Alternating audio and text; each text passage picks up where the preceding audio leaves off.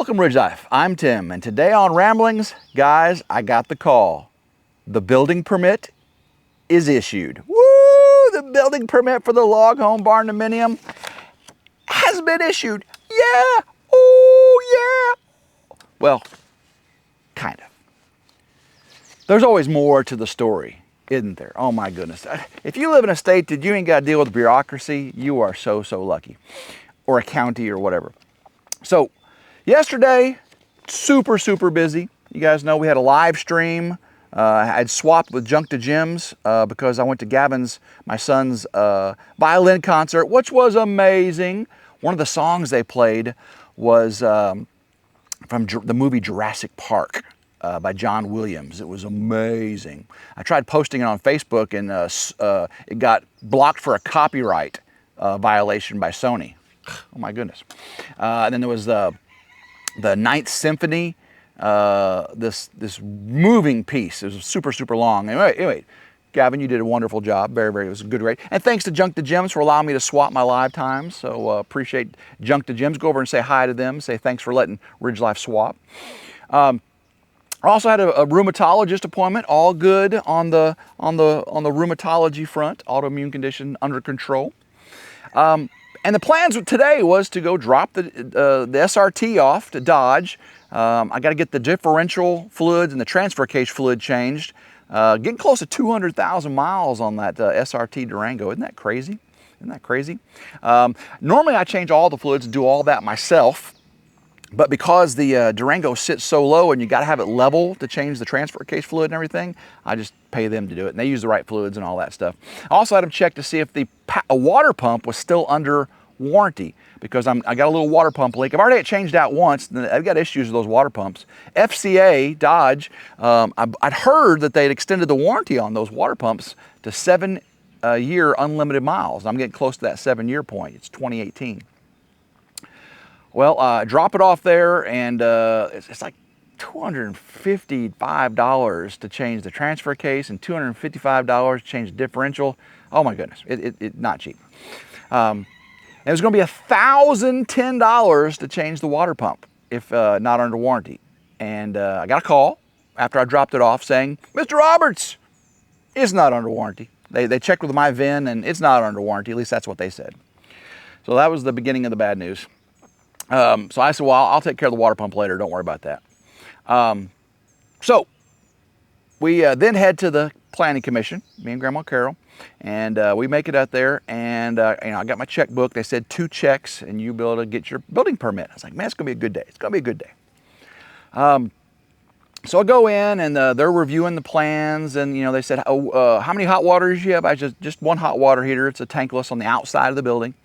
It's 2-bedroom, 2-bath, 1,600 square foot. They have to know that to issue the check for the 2 fees. And I thought, the planning commission already approved it. I was told to come up here and just pay. Well, she was going through all the drawings and she was trying to calculate, and it's not like I'm kind of curious, why it wasn't all this wasn't already done. And she said, you've got 3 bedrooms. Your septic permit is for, this is actually the septic permit right here, guys, not my building permit. Septic permit is for 2 bedrooms, which is what I got, 2 bedrooms. Well, the third is an office. She said, no, by the county standards, if you've got a room with greater than 100 square feet, a window, a door for egress, and direct access to a bathroom, that is considered a bedroom, even if it's an office. And I said, well, I had my septic permit done for 2 bedrooms. She goes, yes, that's an issue. You can either eliminate the door to the bathroom, change the room size, or you have to get your permit fixed, your septic permit. And I'm like, I was curious how all this was approved, and all I had to do was come in and pay, and then now we're discussing this. I don't understand. It doesn't have a closet, and I thought, some places you have to have a closet to be called a bedroom. Not in this county. No. She said, if you're gonna keep your drawings the way they are, you're gonna have to modify your septic permit. I had to pay $500 to get the state to come out and see where the leach lines were and, you know, the size for my 2-bedroom barndominium. She said, here's the number. She gave me a card for the state environmental department. You're going to have to call them, and if you want to keep these plans and have your septic permit changed. I said, okay. Okay. What am I going to do? I want that door going to from my office into the bath, because the toilet is right next to the office door. You know, I'm going to be in the office doing video editing and, you know, all that and everything. Originally, the office didn't even have a wall going to the great room by the kitchen, the dining room. It was an open office, open kitchen to the great room, dining room. But I went ahead and put a door and a wall in there because, you know, if someone was over watching TV or in the kitchen or something, and I was in the office doing video editing and microphone capturing, you know, voiceovers and stuff, I would need some privacy. So I put a wall in there and a door, and apparently now it's a bedroom. Goodness gracious. So I get home and I call the number and talk to the young lady, and she was so nice. This lady at the environmental department was so nice. She said, "Oh, Mr. Roberts, yes, if that's the case, if they're calling that a bedroom, you'll need to modify your septic permit. And here, I'll email you what you need to do to modify your current septic permit." But she says, "I'm gonna give you the environmental engineer's number, the one who's gonna make this decision, and you call them, and they'll make the determination whether you can, they'll just modify it for you with the current, you know, setup, since your situation, or you have to have it redone, modified." So I said, "Thank you very much." I called the lady, the environmental engineer, and I got a voicemail. So I left my information to call back, and they have not called back yet. No. But I want to get this ramblings out to you. So I did review the information for modifying the septic permit. You know, if the lady just doesn't, you know, automatically modify it, if I have to go through the modification process, I gotta go online, change it, you know, 2-bedroom to 3-bedroom. And guys, guess what?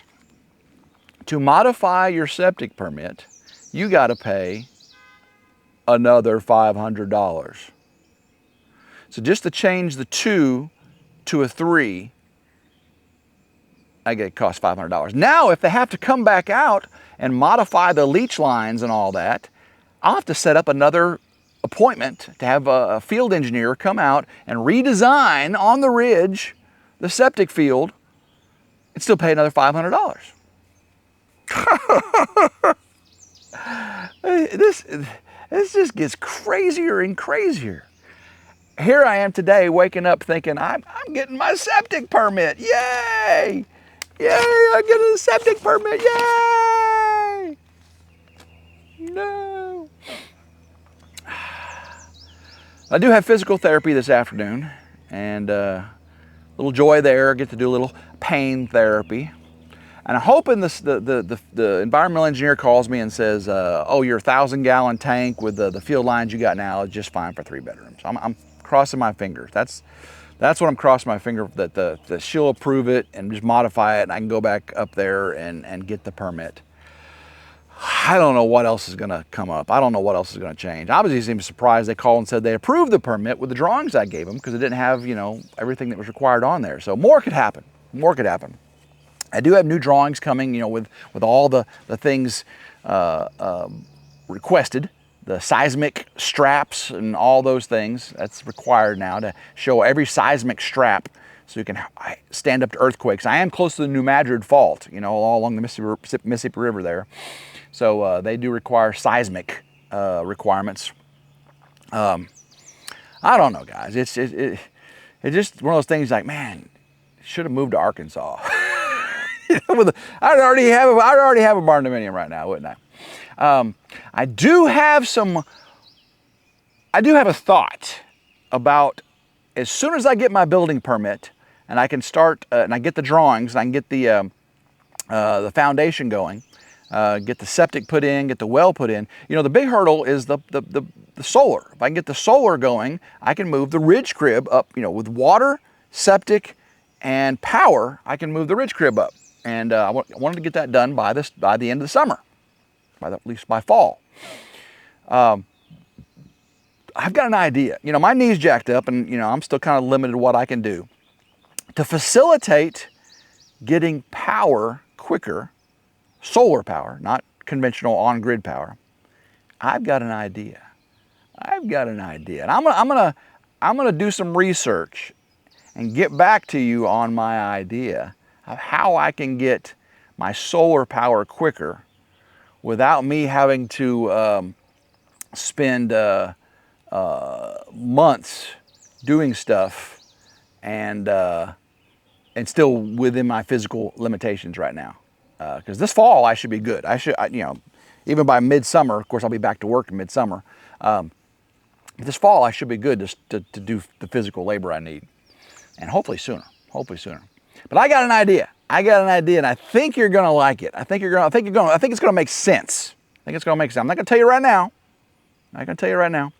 But hopefully, on tomorrow's rambling, I can tell you about the septic permit. Do I have to get another one issued? Do I not? Do I get the building permit? Hopefully tomorrow. Hopefully tomorrow.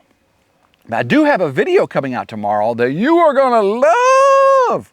My girl can drive a tractor. Woo, Jen driving a tractor. Oh my goodness. We're doing some projects on the ridge. We fixed some things that are broken or get them fixed. And you're gonna like tomorrow's video. It's a little bit longer format. I was talking to David about, you know, videos. A lot of my videos, you know, I cut and edit and I streamline down to 8 to 12 minutes. And he's, you know, David makes them 20 to 40 minute videos. And David said, you know, people like watching, you know, 20 to 40 minute video. It's like sitting down watching a television show. And maybe not edit out so much, Tim. David's very astute, you know, with those. He's very good at what he does. David from Come On Homestead, he's very good at what he does. So had conversations with him about, you know, some of my long-term plans with YouTube and what the viewers would probably like. And a lot of my viewers are his viewers as well. So if I, little less editing and a little more work, maybe my viewership will grow as well. Thank you, David. Appreciate you. David's a great friend. Me and David have so much fun with each other, talking about chicken legs and beards and tractors and hunting and work, you know, all that good stuff. It's all, we are best buds. We are definitely best buds. I did a lot of work yesterday. I do have a reviews and how-tos on RidgeLife Reviews and How-Tos coming out of my new foam cannon. I'm gonna have that video out maybe today. Maybe today if I can get it out. If not, tomorrow or Friday. I don't like putting too many videos out in a day. Maybe I can get it out today. We'll see. And then, of course, moving the rabbits and the chickens. Elvis in his new home. Get to see that one coming up probably Saturday, Sunday, or Monday. Probably Sunday if I don't know. We'll see. Depends on all these permitting things and all the things I got to do associated with that. So I'm hoping she calls, get this figured out, and get back to you tomorrow about the building permit. And because that really hinges, I can't start any construction up there until I get the building permit. I can clear the land though. I'm gonna clear the land regardless. So, and the plan is next week to clear the land with Trip. Unless the weather changes, you know. But today I'm gonna go eat some leftover pizza after the concert last night. We went to, you know, I had my son Gavin's violin concert, orchestra and symphony orchestra. And that's why Junk to Jim's and I swapped lives yesterday, and thanks to, again, Junk to Jim's. Make sure you go over to Junk to Jim's and say, Tim said thank you. I would appreciate that. So I had my live at 5 and had to rush home from the rheumatologist appointment, which all clear.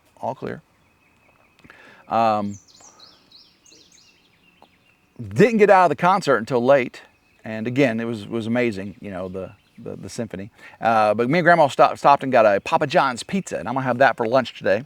As soon as I get done with this, then I'm gonna go to PT, the pain therapy with Megan. I had Megan Monday, and it's Leah today, and both of them are great, just great physical therapists. Appreciate both of them, and hopefully I get some good news on this building permit thing. I'm crossing my fingers. All right, guys, I'm gonna let you go. So until next time, I hope everyone has a blessed day. Keep rambling, and go Ridge Life.